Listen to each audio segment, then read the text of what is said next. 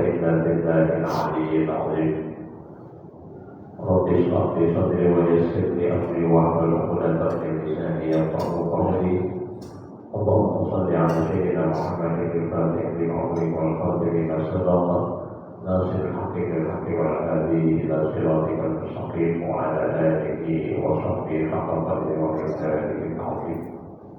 Hadirin para hadirat yang masalah subuh yang sama-sama dirahmati dan dimuliakan oleh Allah Subhanahu wa Ta'ala, kembali dalam kesempatan yang mulia dan berkah ini kita memanjatkan puji syukur kehadirat Allah Subhanahu wa Ta'ala atas limpahan rahmat, taufik serta hidayah sehingga kita masih diberikan kemudahan kepada Allah untuk bisa melangkahkan kaki menuju ke masjid yang mulia ini guna melaksanakan perpanggilan sholat subuh secara berjamaah dan juga sekaligus untuk mengikuti kegiatan rutin kajian kita setiap hari minggu setelah sholat subuh.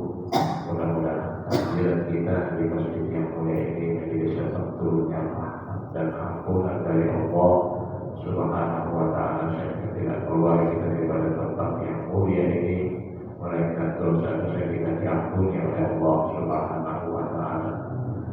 Salawat dan salam semoga senantiasa bercurah kepada diri kita Muhammad sallallahu alaihi wasallam dan juga kepada segenap keluarga, sahabat dan pengikut setianya ila yaumil qiyamah.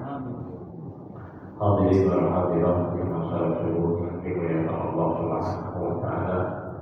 Alhamdulillah kita bersyukur kepada Allah Subhanahu wa Ta'ala masih diberikan umur yang panjang sehingga kita menemui kembali bulan Rajab yang sangat mulia ini. Kemuliaannya tidak lain dan tidak bukan karena di dalam bulan Rajab inilah Nabi kita Muhammad sallallahu alaihi wasallam menerima secara langsung perintah wajib sholat 5 waktu sehari semalam.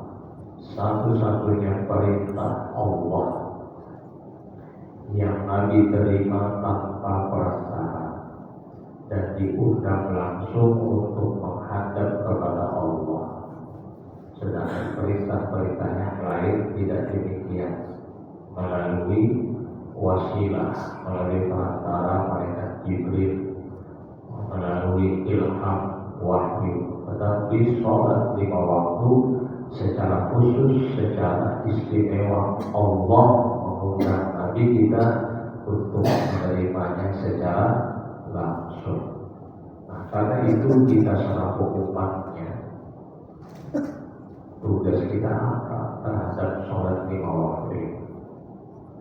Apakah kita hanya sekedar mengerjakan saja atau sekedar menggugurkan kewajiban saja? Tentu tidak demikian. Nabi kita dengan bersusah payah menuju perjalanan yang sangat jauh, perjalanan yang belum pernah ditempuh oleh makhluk manusia, bahkan mulai dari zaman Nabi Adam sampai nanti yaumil qiyamah tidak akan terjadi kecuali satu-satunya hanya ditempuh oleh Nabi kita Muhammad sallallahu alaihi wasallam.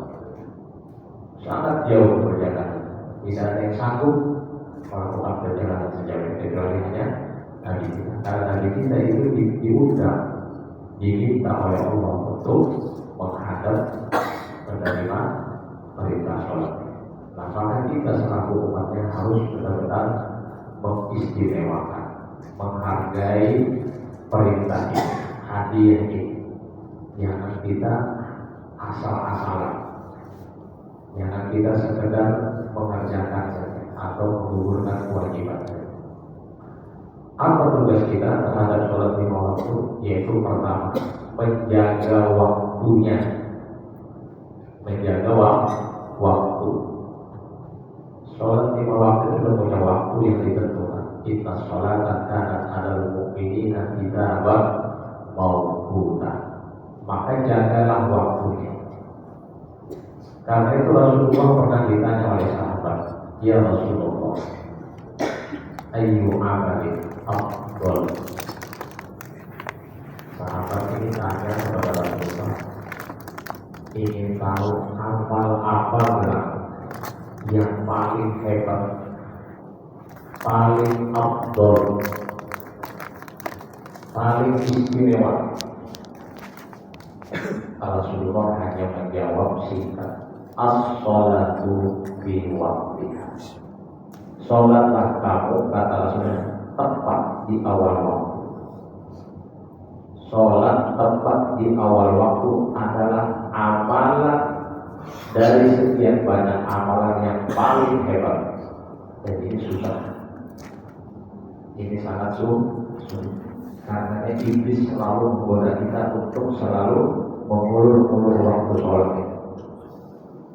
Ini hanya orang-orang yang memang diberikan hidayah, diberikan taufik oleh Allah bisa masuk ke wilayah ini. Karena ini amal yang paling hebat, tidak ada lagi dari sekian banyak amalan. Apabila umat Nabi mampu menjaga waktu sholatnya di awal waktu, bahkan 40 hari 40 malam tidak putus, selalu di awal waktu sholatnya bersama imam, Nabi sendiri yang menjamin, maka orang ini terbebas satu dari sifat munafik, kedua dia akan terbebas daripada sengatan api neraka. Kayak apapun bentuk manusianya, kalau memang ini rutinitas istiqomah 40 hari 40 malam di awal waktu bersama imam takbir, karena putuslah, Nabi menjamin dua kita dibebaskan, satu sifat munafik, yang kedua terbebas daripada sengatan api neraka. Kayak apapun kita tidak akan bisa disentuh oleh api neraka. Asal kalau mampu dia 40 hari 40 malam. Ya. Itu kita tidak bicara khususnya dulu, ini bicara masalah waktunya saja dulu. Ya. Jagalah waktu sholat tadi. Dia merupakan amal yang paling afdal. Dia mampu membebaskan pelakunya dari dua sifat. Ya. Satu sifat munafik, yang satu tidak akan bakal disentuh oleh api neraka. Kemudian yang kedua, apa lagi yang harus kita jaga terhadap sholat lima waktu? Yaitu menjaga kesempurnaan rukun-rukun sholat itu sendiri. Sholat itu punya rukun ada 13. Ini harus kita pelajari, ya. Sungguh-sungguh harus kita lakukan dengan sempurna, jangan sampai kurang, apalagi salah. Kurang aja jangan, apalagi salah. Sehingga dalam satu riwayat Nabi itu pernah memberitahukan kepada sahabatnya, ujar Nabi, ala ukhbirukum bi aswadin nasi sarifah. Wahai para sahabatku, maukah kalian aku beritahukan tentang sejahat-jahat manusia yang mencuri? Jadi ada pencuri yang paling jahat. Ada, ini pegawai pencuri sudah jahat nih. Lalu pulang kategori pencurinya paling jahat. Ujar sahabat, qalu bala ya Rasulullah. Ini mau siapa orang ya Rasulullah, supaya kami bisa menghindari itu. Ujar Rasulullah, qala alladhi yasruku min sholatihi. Pencuri yang paling jahat itu, kata Nabi, yaitu orang yang mencuri di dalam sholatnya.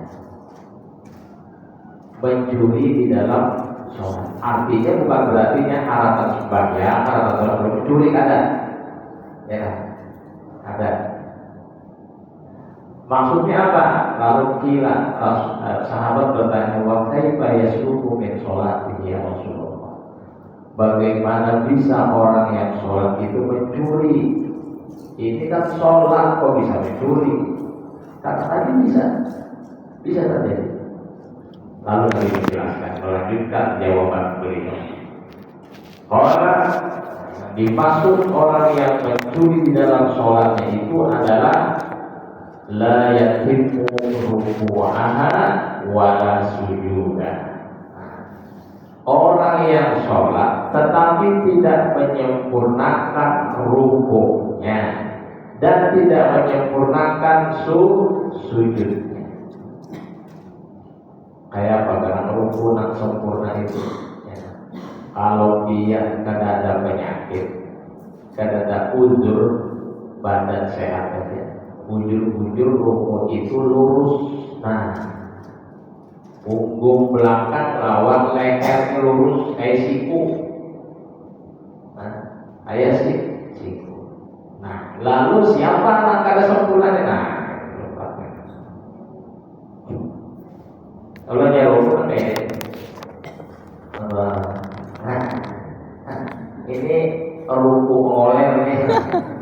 Padahal sehat aja, tidak nyaman, lain, tidak rasa sakit itu uzur.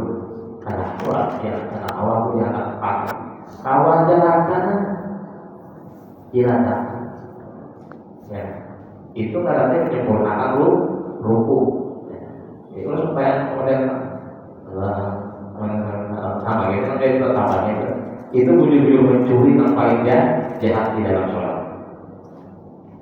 Nah, kemudian sujud sempurnakan dia sujud itu dari 7 anggota sujud harus terletak di lantai, jangan ada yang menghalangi dahi kita ya. Kedua telapak tangan kita, kedua lutut kita, kedua jari jemari kaki. Nah, jari jemari kaki itu jangan sampai ini kurang sujud. Ini kada sempurna. Yang sempurna di mana? Nah, jari-jarinya menghadap kiblat. Terlipat jari-jari baris itu menghadap ke arah kiblat. Jangan sampai ini lurus. Nah, coba dia perhatikan kawan lihat di belakang batisnya sujud itu. Banyak sampai ini, mata di lantai, jari kaki itu sampai ini. Kada mau melipat, berarti banyak pencuri. Nah, itu nanti sudah memadakan. Itu orang paling karena di dalam sholat masalahnya. Artinya apa? Hak sholatnya dicuri, dikuranginya. Hak sholat ya dikurangi. Nabi sudah jauh-jauh menerima ya, perjalanan yang begitu bahaya. Kita senyamannya menggawi hak kita. Jadi sholat itu jangan terbawa nafsu kita. Nah, jangan terbawa nafsu. Maksudnya terbawa keinginan kita sholat karena kita sholat. Upati aturan ilmu fikih yang sudah diajarkan oleh para ulama-ulama salafus saleh kita. Upati itu yang mau lagu sholat ini banyak lagu sholat yang dibawa kata sholat. Ada juga bangkit dari rukuk itu macam-macam kayaknya. Sami Allah liman hamidah. Pakai waktu doa. Kan ada suruhan pakai. Ada lagi beli baik Sami Allah liman hamidah. Pakai ini pakai. Ini di mana dapatnya ini? Ini kata sholat. Ada juga kita mulai ada pemakanan Sami Allah liman hamidah. Kayak ini ya. Nah, padahal Nabi itu mencontohkan Sami Allah kembali mengangkat tangan persis di bawah dua daun telinga di atas pundak. Kayak bagian mata takbir tadi. Takbir awal kayak tujuan. Nah, itu kita caranya ada membawa kakinya kita sesuai dengan aturan fikih. Nah, itu satu, kedua. Jadi jaga. Jadi semua rukun sholat yang 13 itu harus sempurna, jangan sampai kurang, jangan sampai menyalahi aturan fikihnya. Dan ketiga, ujar Nabi, terhadap sholat lima waktu, jaga kekhusyuannya. Ini yang paling penting, jaga kekhusyuannya. Dan ini orang banyak kada terlaksanakan, kada tergawi kekhusyuannya. Ya. Maka kita ini paling kada harus lebih banyak khusyuknya daripada kada, ya. Khusyuk dari awal sampai akhir itu berat, sangat berat. Ya. Ini para kita ini ibaratnya kalau 100% 60 lah atau 55 lah kekhusyuannya, atau berimbang juga, jangan sampai kalah. Nah, lebih banyak mengingat sesuatu yang lain ketimbang mengingat Allah di dalam sholatnya. Nah, maka dalam hadis Ibnu Mas'ud disebutkan, man lam ta'murhu sholatuhu bil ma'ruf wa lam tanhahu 'anil munkar lam yazdad biha min Allah illa bu'da. Kan ayatnya itu jelas, ayatnya itu wa aqimis sholat, dirikan sholat. Allah tidak mengatakan if'alus sholat atau iqbalus sholat, kerjakan sholat, tapi kalimatnya aqim, dirikan, tegakkan sholat itu. Kenapa? Kalau sholat sudah wujud-wujud ditegakkan, nah, didirikan, fa inna sholata tanha 'anil fahsya'i wal munkar, maka sholat itu mempunyai daya menghindarkan dari pelakunya yang benar-benar menegakkan dari perbuatan keji dan mungkar. Karena bakal artinya orang kalau sudah menegakkan sholat, karena bakal melakukan perbuatan-perbuatan yang keji seperti berzina, membunuh, ya, apalagi berjudi, minum khamar, ya. Itu pada bakal terjadi, tercegah. Ya. Wal munkar, dan perbuatan-perbuatan mungkar, perbuatan yang dilarang dalam agama Islam, kada bakal dilakukan juga. Ya. Nah, dalam hadis ini tadi, kalau ada orang, kata Nabi, ya, dia sholatnya rajin, tetapi sholatnya tidak mampu mencegah dirinya dari perbuatan mungkar. Artinya bahasa sederhananya, sholatnya rajin, perbuatan jahatnya rajin juga, seimbang. Sholatnya rajin, memukuli orang rajin juga, sholatnya rajin, menipu orang rajin juga, sholatnya rajin, berdustanya rajin juga, sholatnya rajin. Terus saja itu. Kalau ada orang kayak ini satu, ya, lawan tidak bisa sholatnya itu membawa dirinya untuk menambah kebaikan-kebaikan. Ingat sholat, tapi sering meninggalkan kebaikan-kebaikan yang harus dikerjakan, malah ditinggalkan. Ya. Kalau kayak ini ujar Nabi, lam yazdad biha, orang ini tidak menambah kepada dirinya dengan sebab sholatnya tadi, ya, minallah, daripada Allah, illa bu'da, kecuali semakin jauh daripada rahmat Allah. Makanya di ayat surah Al-Ma'un ada kalimatnya fawailul lil musallin. Apa artinya?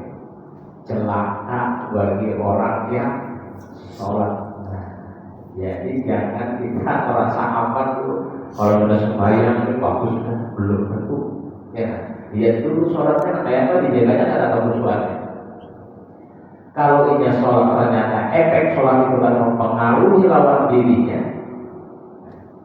Ini orangnya asalnya ini mencuri kelas kakap, kan? Lalu taubat, bertobat sembahyang. Nah, mau sembahyang. Tetapi akhirnya habis itu tetap mencuri. Nah, ya, berarti sholat ini berhasil kan? Nah, ada berhasil mencegah dirinya daripada perbuatan mencuri. Atau orang ini memang berdusta kelas kakak, tobat sebagian. Nah, tetapi akhirnya setelah sholat masih aja juga berdusta orang. Berarti lagi-lagi sholatnya karena mampu merubah dirinya dari perbuatan jahat menjadi perbuatan baik. Nah, orang kayak ini dia nanti tadi apa? Kada menambah kecuali yang ditambahnya semakin jauh dari Allah. Bahkan dalam riwayat lain, man lam tadhahu sholatuhu anil fahsya'i wal munkar fala sholatalah. Barang siapa yang tidak bisa sholatnya mencegah dirinya dari perbuatan keji dan mungkar, fala sholatalah. Orang ini sama hukumnya tidak sholat. Hukumnya sama dengan tidak sholat. Artinya ya percuma ya. Tidak sembahyang. Ternyata sembahyang itu kadang mampu mencegah dirinya dari perbuatan jahat. Masih melakukan. Berarti kan ya sama hukumnya kayak kada sholat.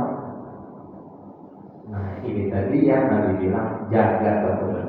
Lalu kan kayak apa supaya sholat itu budi-budi mempengaruhi, mempunyai daya ubah kepada pelakunya? Kata kuncinya satu ini, khusyuk di dalam sholat. Timbulkan kekhusyukan di dalam sholat. Apa khusyuk itu? Fokus hati dan pikiran semata-mata hanya ingat Allah di dalam sholat. Maka Allah menjanjikan qad aflahal mu'minuna alladzina fi sholatihim khashi'un. Sungguh beruntung orang beriman yang di dalam ibadah sholatnya khusyuk. Keberuntungan kita punya. Tetapi sebaliknya kalau kita ada khusyuk, nah kita tidak akan menerima keberuntungan dari Allah. Yang ada kerugian. Nah, kerugian. Itu tadi akhirnya sholat yang kita kerjakan tidak memberikan pengaruh, ya. Tidak ada efek sama sekali. Ya. Karena apa tadi? Sholatnya hanya sekedar mengerjakan saja, tidak menegakkan, tidak mendirikan. Jadi mengetahui sholat kita ini bujur saja kita diriakan, bujur saja kita tegakkan apabila kita ini tidak lagi melakukan perbuatan keji dan mungkar. Kalau sudah terhindar itu berarti sholat kita itu berhasil. Alias itulah sholat yang diterima oleh Allah Subhanahu wa Ta'ala. Ya. Nah, jadi syaratnya cuma satu, khusyuk. Ya. Khusyuk.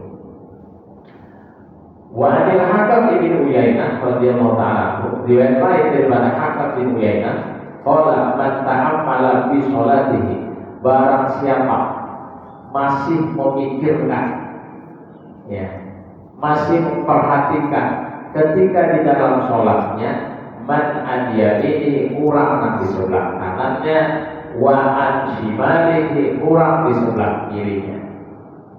Sebagian masih memperhatikan ikan, ini ulang apa ya? Kan kadang-kadang kita ini didampingi orang yang gayanya macam-macam juga. Ya kan, kita sudah sebenarnya ya datang takdirnya gayanya macam Allah. Kita masih kepikiran apa pula jadi di kanan dan lagi gayanya oleh ternyata bingung itu Allah. Hah? Memikirkan dia kan kira kalau pakai keadaan kita sholat, ujian Nabi ya kan, pala sholat adalah sama halnya kita itu pada sholat juga. Artinya jangan sampai kita ini sholat terpengaruh lawan keadaan orang sekeliling kita, kanan, kiri, muka, belakang harus terpengaruh, jangan diusir. Apalagi sampai dia menggerutu di hati, perkembangan di belakang ribut. Nah, begini. Bagian batalangannya sembahyang bukan? Batalangan dulu sembahyang, ya kan? Merasakan puas lagi,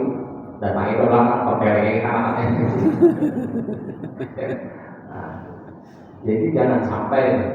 Jadi ketika kita memang masuk sudah dalam takdir awal itu masuk ke hadirat Allah, jangan mengurusi makhluk lagi, jangan mengurusi makhluk lagi. Makanya perlu mana bolehnya. Memangnya ini kan ibadah paling top, ya, maka ujiannya, tantangannya, gangguannya, was-wasnya, semua terkumpul di situ. Jadi tinggal kita ada lagi mengusahakan itu, ya. Nah, perlu kita mudah-mudahan di situ. Kata awal sekali itu kata awal, ya.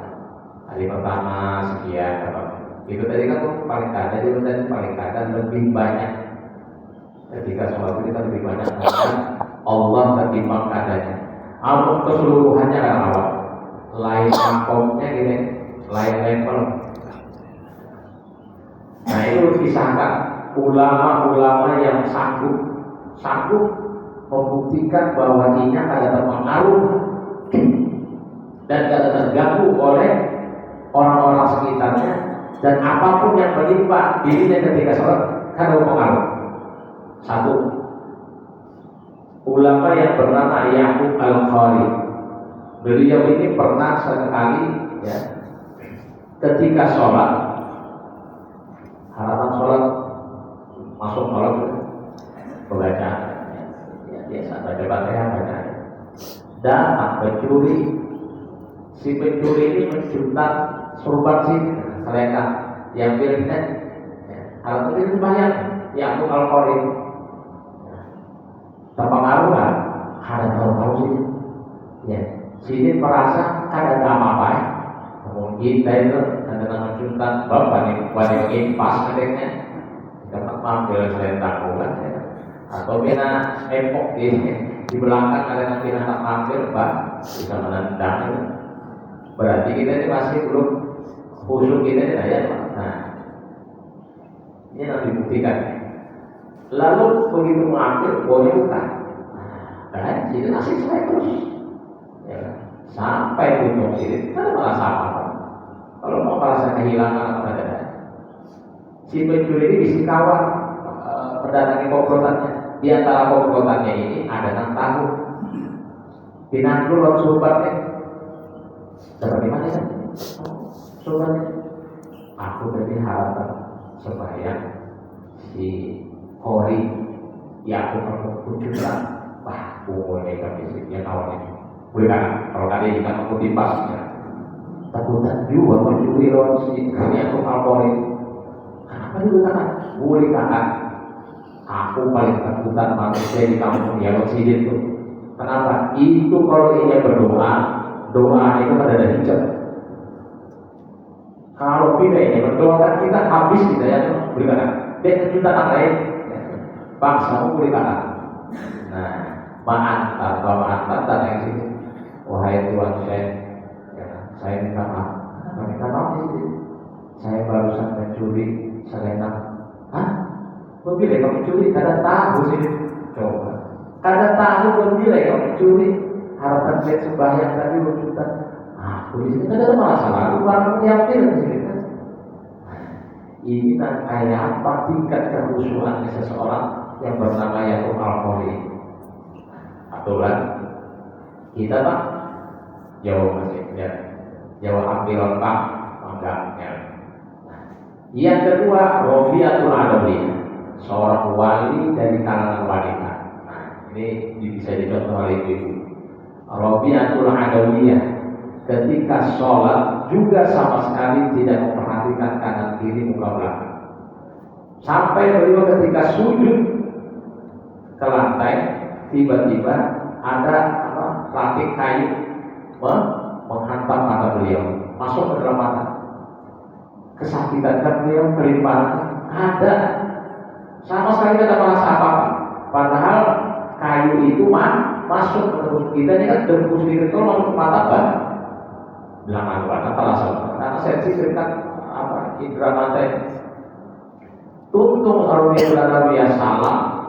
Hanya merasa kesakitan di mata, menyapu. Nah, rupanya ada ratik kayu, potongan kayu masuk ke dalam mata. Hanya merasa sudah tuntung, Ada kita masih dalam sembahyang, gitu. Dikit yang sedikit aja, Pak, maaf. Nah, jadi kita ini perlu meningkatkan tingkat kehusuan kita. Cobalah kita artinya kayak pacarnya supaya ada merasa pamer. Ya, itu memang perlu dilatih, itu perlu dimuliakan. Ya. Nah, ketiga Imam Ali karramallahu wajhah. Ketika beliau di perang Siffin, tertembus panah di batis beliau kena Imam Ali. Panah itu kan bentuknya kayak itu. Kalau masuknya keluar ngalir. Itu zaman dulu kan ada operasi yang canggih ini. Jadi yang dicabut itu sakit banget. Menjadi Imam Ali ya kan dulu. Aku tak sholat 2 rakaat ini. Ketika aku masuk dalam ibadah sholat, cabut dia. Jangan asal lagi cabut. Berdiri Imam Ali, takbir Allah. Masuk kalimat takbir Allah itu buatnya langsung mencabut. Sedikit pun Imam Ali kata merasa sakit. Ya. Untuk sembahyang, jadi Imam Ali sudah cabut, sudah, ya, panahnya. Ayo, penakut ini sudah cabut. Kalau dia merasa berarti kan terpujian, ya, terpujian. Kita jangan itu sembahyang awal kritik tahajud. Nah, sudah sembahyang kawan di samping mengkritik, nah yang gaya tahajud kita. Nah, jadi kita ini apa tingkat kehusuan kita ini jauh banget. Nah, itu tadi paling kadang lebih banyak khusyuknya kita. Biasa kali ingat Allah sesekali, terserah aja harapan takbir kan, harapan ruku kan, harapan sujud kan, harapan duduk antara 2 sujud kan, atau di waktu tahiyat kan, ya kan, atau di sujud terakhir kan. Nah itu apa namanya diusahakan untuk selalu fokus ya hati dan pikiran kita hanya tertuju kepada Allah Subhanahu wa Ta'ala. Nah maka kalau sudah demikian kita latih terus secara istiqomah